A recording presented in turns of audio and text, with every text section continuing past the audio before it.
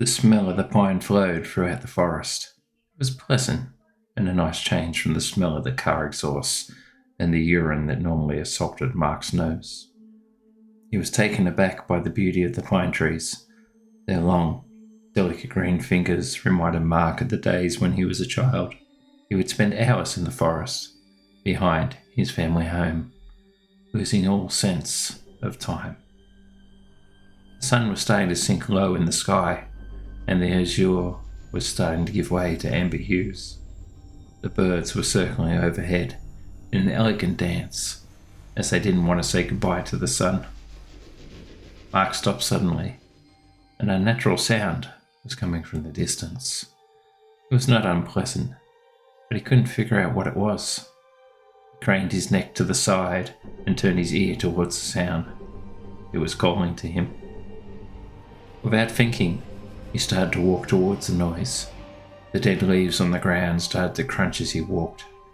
Mark didn't hear them. He was too focused on the other sound. The sound started to become more discernible now. Mark could swear he could hear a melody. It was sweet and soothing, and he could not figure out what the instrument was. But all he knew was he had to find where it was coming from. The amber faded into a deep purple as the sun returned home, and the night insects started to rise from their slumber. They too seemed to be singing the same melodic sounds that entranced Mark. "Is that a flute? Or a panpipe?" Mark said in a voice he did not recognize. The sweet melody was like a drug, heightening his sense of hearing to the point where every note was overwhelming, and his body pulsed with pleasure. The pine trees started to part, and to Mark's surprise, there was a small mound of vegetation. Fine green moss grew everywhere. There was a faint stench in the distance, reminding Mark of the familiar smell of a dead animal. But he didn't care. He just had to keep moving forward. There was a loud snapping sound as his foot stepped on something hard. For the first time, Mark paused and looked down. On either side of his foot was a white bone. It glowed in the darkness, and it begged Mark to look at it. Leaning down, he picked it up and ran his fingers over it. There were many small bumps, and they felt different from the rest of the bone. He strained his eyes to look at it. Teeth. They were all teeth that he felt under his fingers. Mark let out a loud squeal that seemed to clear his head for a moment. This was not an animal's jawbone. It was a human. Dropping the bone, he wanted to turn and run, but the flute started playing the melody again, and Mark lost himself to it. He could only focus on the tune. It crept deeper into his soul, and it was now part of him. He was forever trapped in this song of death. Lifting his head towards the mound, a woman was sitting on the moss. Her long, blonde hair cascaded down her slim facial features and rested on her breast. Deep charcoal eyes stared at Mark from behind the golden hair. Her face looked chiseled from fine marble.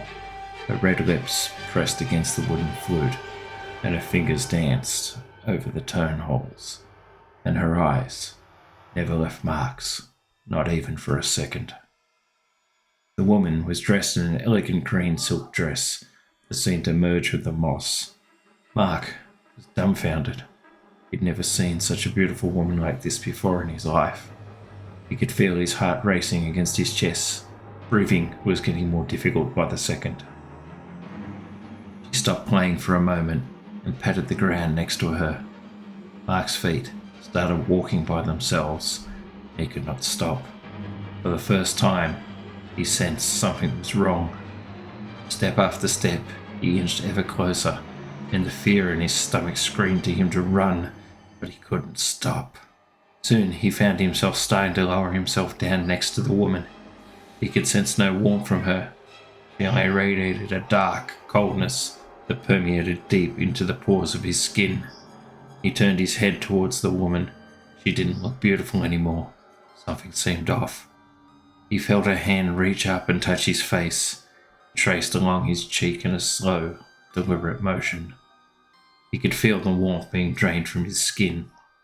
Her hand moved slowly downwards from his cheek to his neck. Her fingernails were sharp, and he could feel them biting into his skin until a trickle of heat left from the scratch. He could see her eyes brighten at the sight of the blood running down. There was a loud whimper, like an excited dog wanting to play with a new toy. He could not take his eyes off this woman, who was now panting like a wild animal. Her mouth started to open. Mark was greeted by a row of razor-sharp fangs. What was this woman? His mind screamed to him. A long, pointed tongue rolled out of her mouth and flicked into the night. It was seeking something, and eventually it found it. He felt the scratch on the side of his neck starting to go numb as the beast began to lick up the blood. Loud snapping broke the quiet of the night as the bones in her jaws started to distend and break. The night started to disappear from Mark's vision as it began to fade into nothingness. He didn't feel the woman bite his neck and begin to drink his blood. Soon, he would join the bones on the forest floor. Thank you for watching. I hope you enjoyed today's lullaby. If you did, please remember to like, comment, and subscribe. And remember, keep watching for what's in the dark.